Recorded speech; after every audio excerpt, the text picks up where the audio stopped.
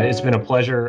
Again, just for introduction's sake, I'm Andrew Farrelly. I'm the CEO of CT Strategies. This project started in March of last year. An interesting time, certainly, for to kick off an evaluation project. As a matter of fact, on March 1, when we all kicked it off, I think the intention was to have a lot of trips around the country, a lot of interpersonal communication. And then 2 weeks later, we all know what happened. The pandemic hit in the U.S. and we kind of had to scramble a bit. So just to further the appreciation and the gratitude, at that point, we everybody just kind of without missing a beat, turned right around, and we were able to do a lot of what we did virtually. I think learned a lot of lessons outside of the actual evaluation about doing this virtual type work, and some lessons that I think will continue as we all represent our respective organizations into the future. So a lot of thanks to go around, just a lot of appreciation, and we're all very proud of the work we've been able to do. I'm also very proud of being listed as a PI. Ever since my childhood of being a fan of Magnum PI, I've wanted to be listed as that. So you guys have checked a box for me in terms of my bucket list. So this is great. But with that, I think maybe we can just turn to the. Thank you very much. With that, I think we can just turn to the next slide, Phil. And just to start off, I mentioned before this was a year-long study, and we were really talking about this for a bit of time before the study kicked off, and what we wanted to do in conjunction with discussions with the government champion, the CTPAT program, and the University of Houston, is to really conduct an independent study of the program. There has been a number of outside entities that have looked at the program, from the GAO and other government independent organizations, as well as the University of Virginia, which that project goes back, all the way back to when Ron May on the team was acting director of the program. So it had been some time since a analysis like this had been done. So we were really looking forward to kick that off. The other thing that we were really looking forward to doing, and credit to Director Garza on the call, is the previous analysis of the program really focused on the industry viewpoint of the program, and with direction from CTPAT and Director Garza, it was very clear that it was important to understand not just the industry's perspective, which we did, and we'll talk about in a second, but getting an idea from the supply chain security specialists and the field managers and the other headquarters staff, not to mention not just within the CTPAT program, but getting a broader understanding of the view of the program in the rest of CBP and the operational components.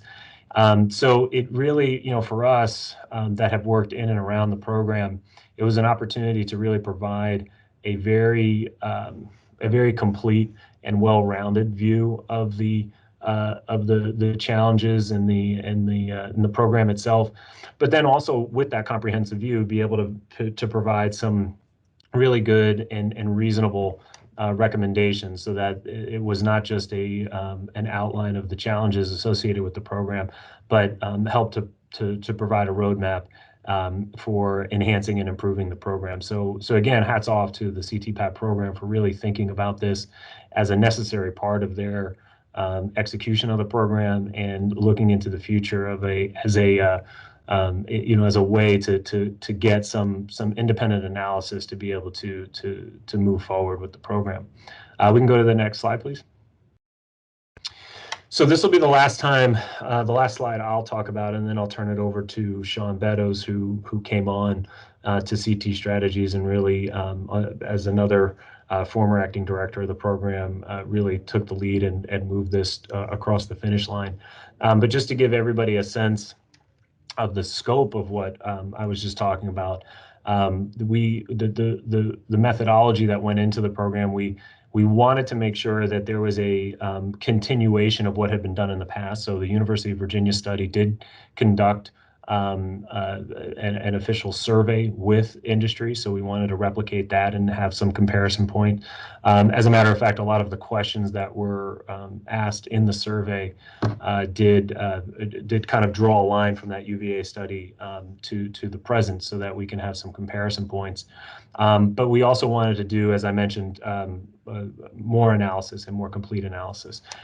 So before we sent out the program, we did conduct pre-survey interviews with the industry members that were willing to participate.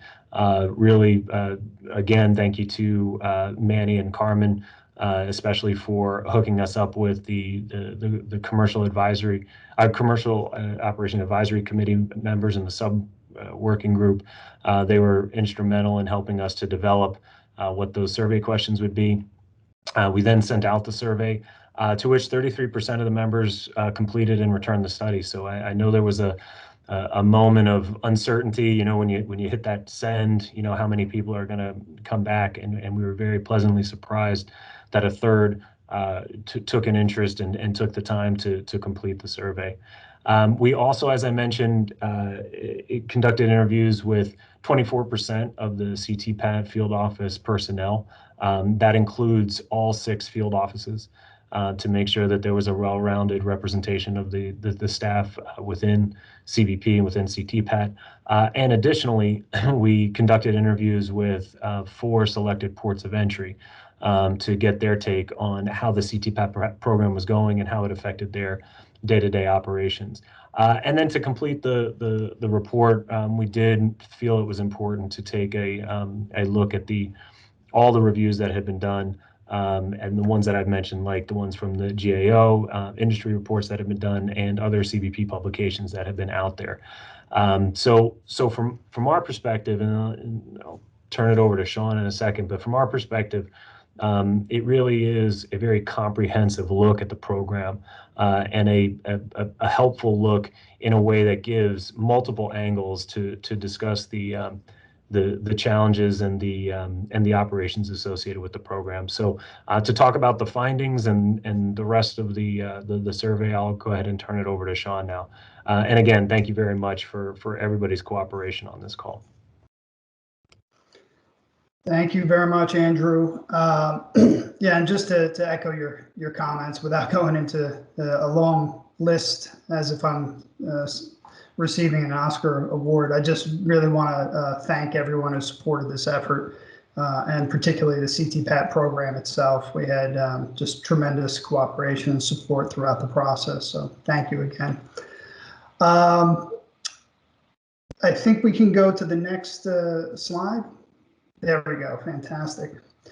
So there was obviously several findings that came out of this study, and of course, you know, we don't have time to present all of them, cover all of them in this presentation. So I've selected to focus on a few areas to highlight.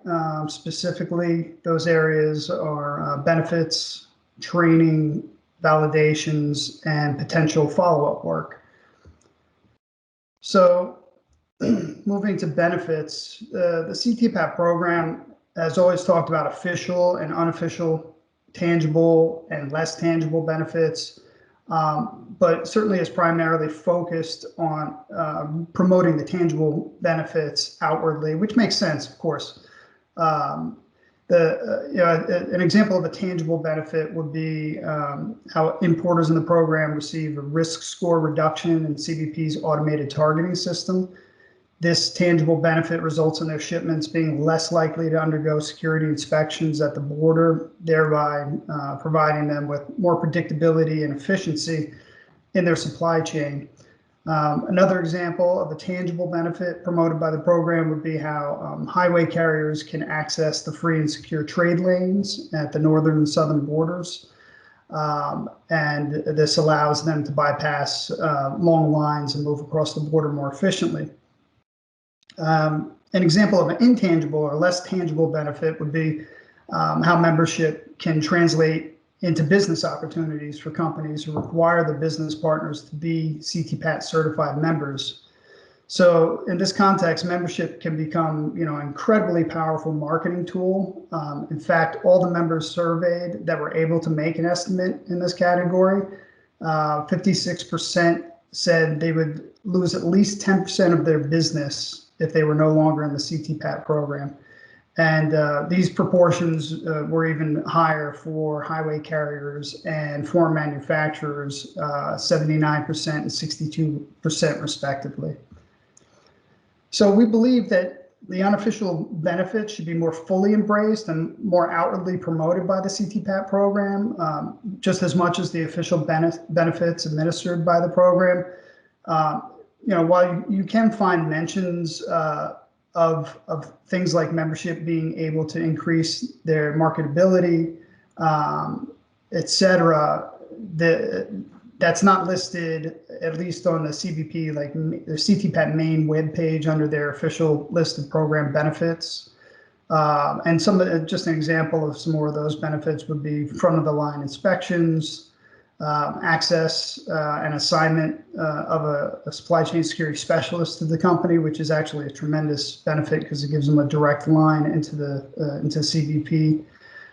Business resumption after following natural disaster or terrorist attacks, eligibility for other government programs. So that's just a few of the many listed benefits. But one could argue that many of the unofficial benefits are significantly more valuable to some members than official listed benefits. For example, if I was a small highway carrier that was able to secure 20 new contracts because of becoming a CTPAT certified company, that could arguably be much more valuable to me as a company than gaining access to those fast lanes. So just something that should be considered. Moving on to training, we thought this was quite an important piece of the or important result from the study, the information that came up regarding training. And obviously we made some of those recommendations regarding training of supply chain security and other CBP staff. The fact that the program is not regulatory and allows for flexibility in gauging compliance with the requirements is, essentially is a very positive aspect to the program. This allows for companies companies of various types and sizes to be assessed case by case rather than in a one-size-fits-all approach. You can imagine if you were very strict in your application or interpretation of the security requirements for a company that has 5,000 employees or a company that has one owner-operator of a highway carrier, this could get very challenging for those small and medium-sized enterprises. And CTPAT does have hundreds of companies that fall into that, if not thousands of companies fall into that category of very small companies that are able to take advantage of the program. So it's important that there's this flexibility in terms of the interpretation. But however, it also allows individual perceptions and influences of the supply chain security specialists to factor in, which can be both positive and negative. Supply chain security specialists are hired from various disciplines within within CBP, like CBP officers, import specialists, program managers, et cetera. So it creates a diversity in experience and knowledge, which is great, but it also impacts the way that a supply chain security specialist performs their job, which again is both a positive and at times could be a negative. While there's some organized training throughout or through CTPAT headquarters and assignment to a more experienced supply chain security specialist for on-the-job training, there's currently no formal academy, if you will, with standardized training for novice supply chain security specialists to attend. That being said, CTPAT has recently been working with CBP's Office of Training and Development to work towards a more formal curriculum to train new supply chain security specialists that are hired in the future. While this is, a relatively new development, it's not in place yet. The expectation is that if it does move forward, it would be provided at one of CBP's training academies. So that's definitely a positive. And while it's important that the CTPAT program remains flexible and responsive to the different needs of its program membership, more formalized training for the supply chain security specialists during their initial hiring and on a recurring basis, could definitely benefit the program. Additionally, having some training courses led by or supported by industry experts themselves, that could bring their specialized expertise from maritime, aviation, particular retail industries, et cetera, would certainly provide an additional level of expertise to the supply chain security specialists and ultimately enhance the administration of the minimum security criteria and the assessment of the security profile and its compliance. So this has been done recently for some small groups within the CTPAT program. We're aware of specialized training that was given for maritime operations by one of the carriers or more than one of the carriers, and we understand that there's plans to do something similar for the aviation industry as well, because some of these industries have some very unique qualities that make them, certainly more complex than some of the entities operating within the CTPAT program. Field office and port interviews also highlighted the need for more robust training. Training was identified as an area where improvement is certainly needed. CTPAT staff did state that since the pandemic, there has been a significant increase in online training. But noted that at the HQ level, headquarters level, training historically has been somewhat limited.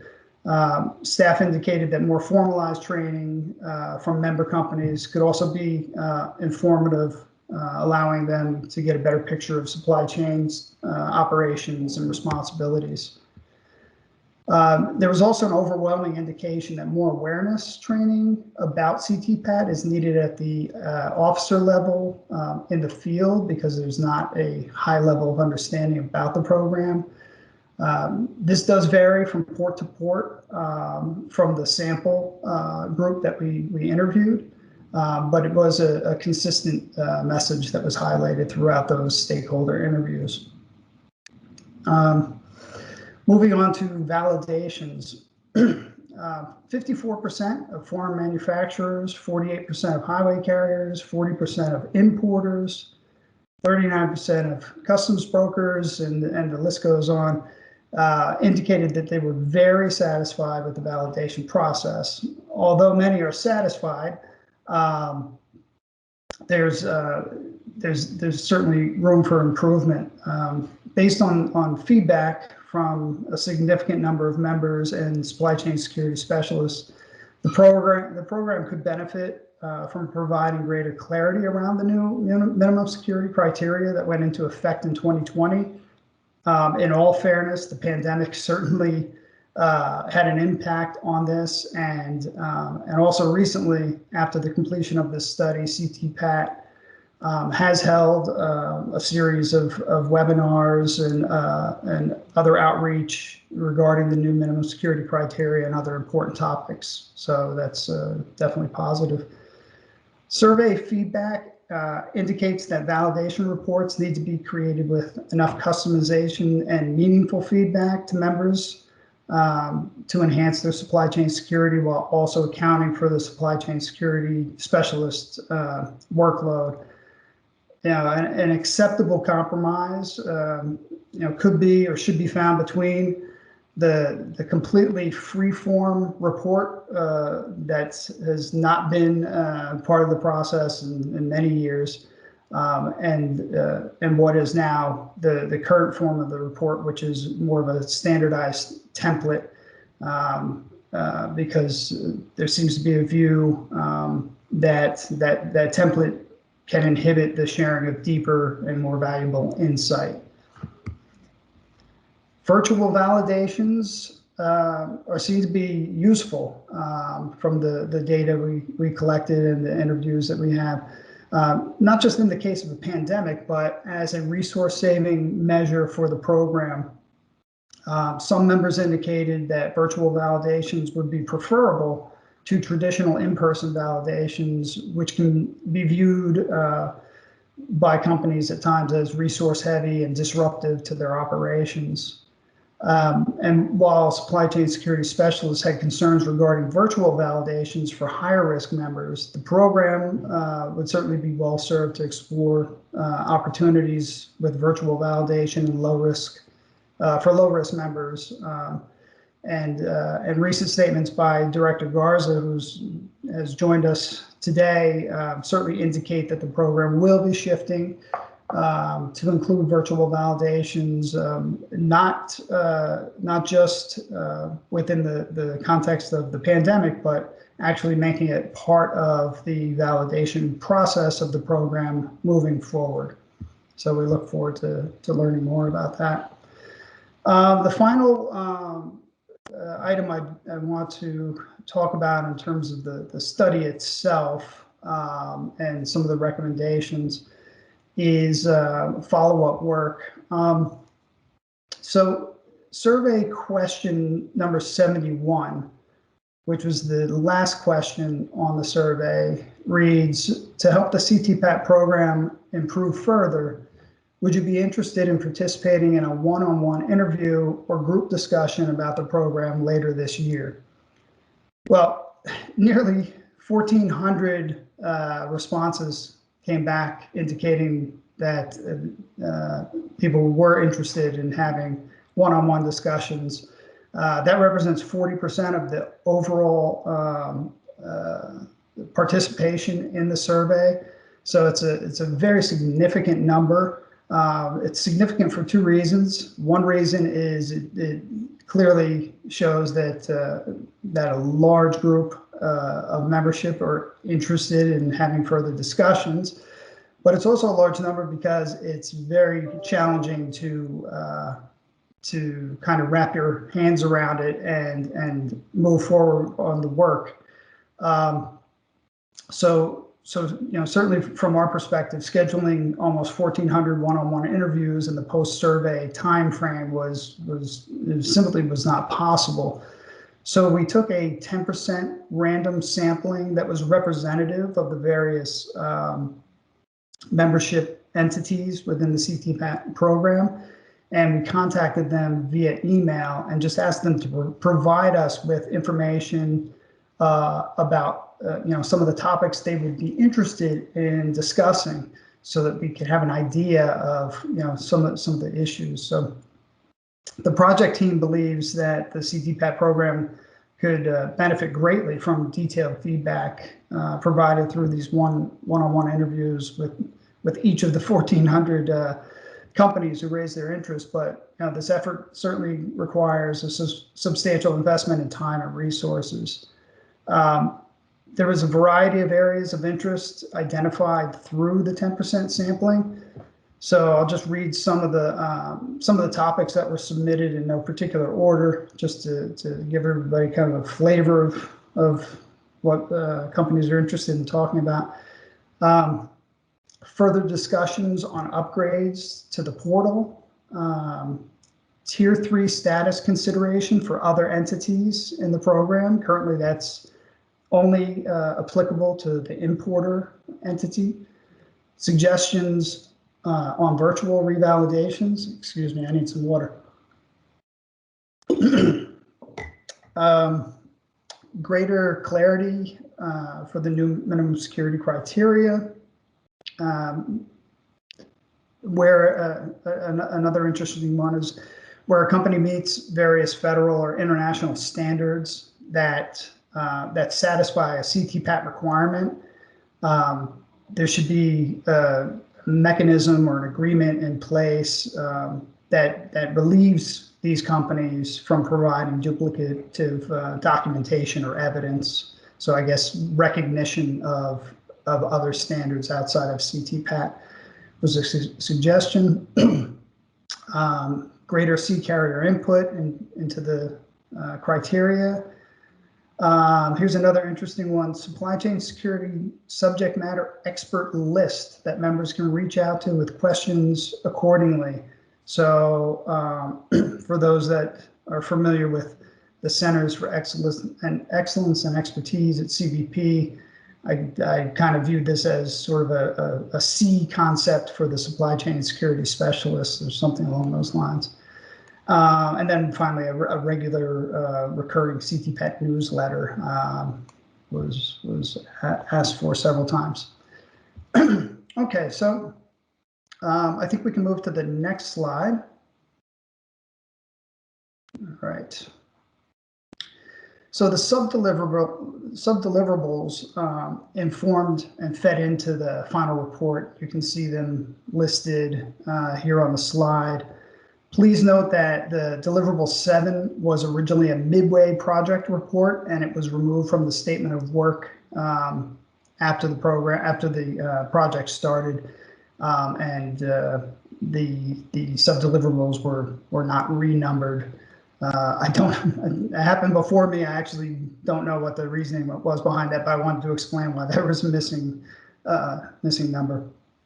I don't really have a lot to add to this slide. I just thought it was important to display it for a moment so that the viewers could see that the final study was informed by these sub items of work. Okay, we can move on to the next slide, please. Okay. So I think I've already, I already covered the issue with the 1,400 responses. So some other potential areas to consider for future study projects.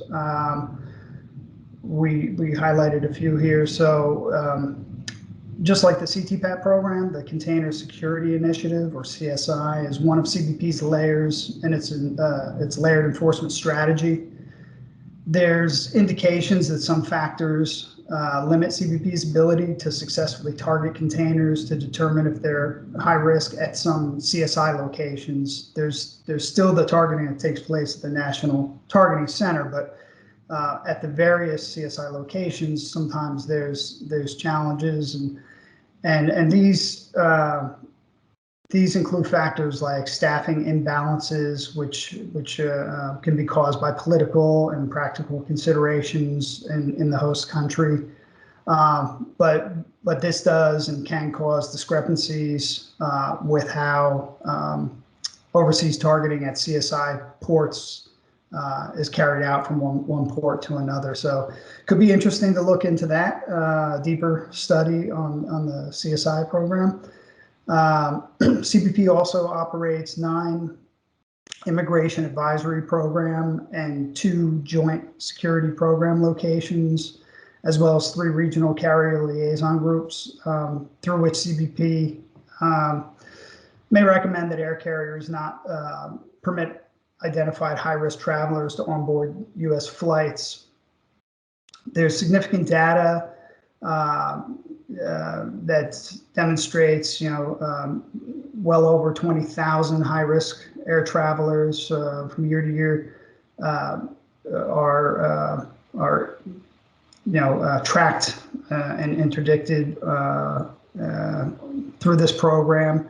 While CBP tracks some of the data, such as the number of travelers that are deemed inadmissible, it had not fully evaluated the overall effectiveness of these programs, at least according to a recent 2018 GAO report, which did make some recommendations for improvements.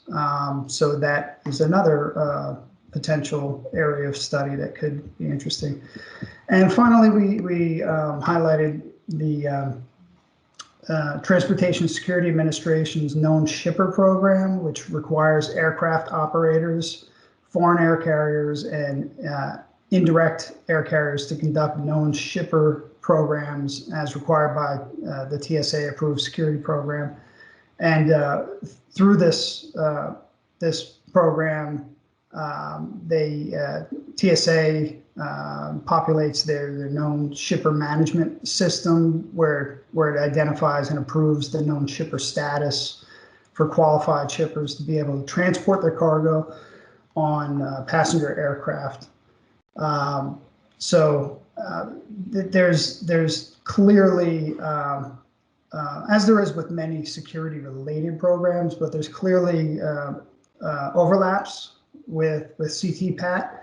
And I know that they have done and continue to do a lot of work with TSA on some other initiatives, but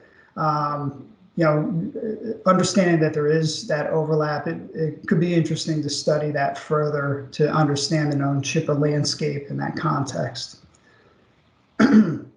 So before we open up for any questions, I definitely would like to get some input from two more members of our project team. Brett is on the line here as well, and so Brett, from your previous experience at CBP as a counselor to the commissioner and being responsible for advancing many of CBP's trade transformation and modernization initiatives, including trusted trader programs and public-private partnerships like CTPAT, where do you see potentially the value of this study in terms of informing the commissioner's office and CBP leadership? Thanks, Sean. I know when I was in the commissioner's office, going back 7-8 years ago, and I'm sure has been the case since, and will be with the incoming commissioner and his team, trade industry engagement is considered very important. The trade mission is a major component of CBP's overall mission, and CTPAT members represent a significant portion of the stakeholders that are so critical to that trade mission. And the CTPAT program is such an important driver of the outreach and the engagement that happens with the trade community on behalf of the agency. So ensuring that the program is staying up to date and continuously improving is important, not just at the program level, but I would say at the highest levels of the agency. It's not a small program that can fly under the radar. It has a big impact, and any leadership that is concerned with trade wants to see the CTPAT program operating as well as it possibly can. And I think this study, as we've just talked about, helps to push the program in a positive direction in the minds of agency leadership as well as program leadership. Thanks, Brett. I appreciate that. And let's go to Ron now.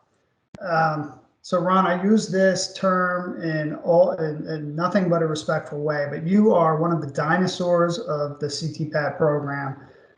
You're one of the original supply chain security specialists.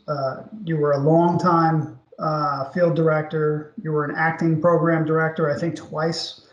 So you've certainly seen CTPAT grow exponentially since its inception. So what type of actionable intel do you think this study can arm the current CTPAT director, Manny Garza, who is also, with all due respect, quite a dinosaur within the program?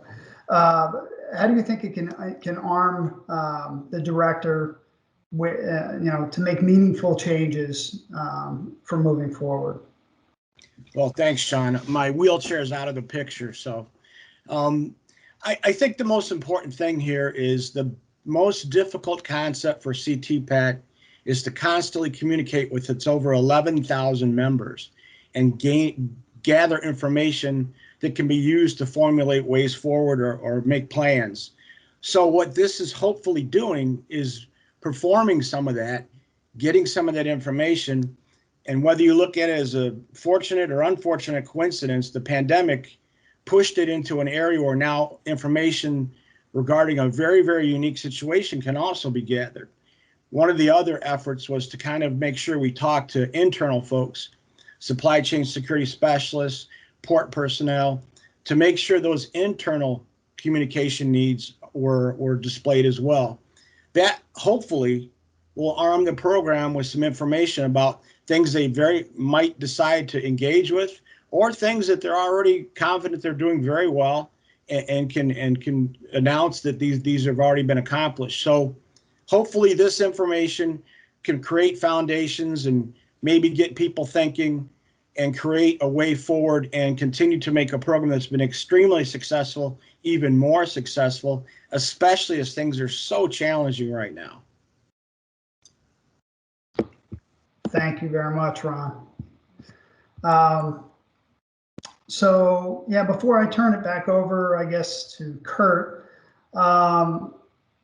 the study will be publicly posted in the coming days. It's well over 100 pages. There's a lot of information, obviously a lot of data. We just touched upon a fraction of it, unfortunately, during this call. But I invite everybody that's online now to read the study and provide feedback and share the study with those in your circles that are interested in this topic. I think there's a lot of very valuable information that can be found in that. So with no further delay, I'll pass it back to you, Kurt.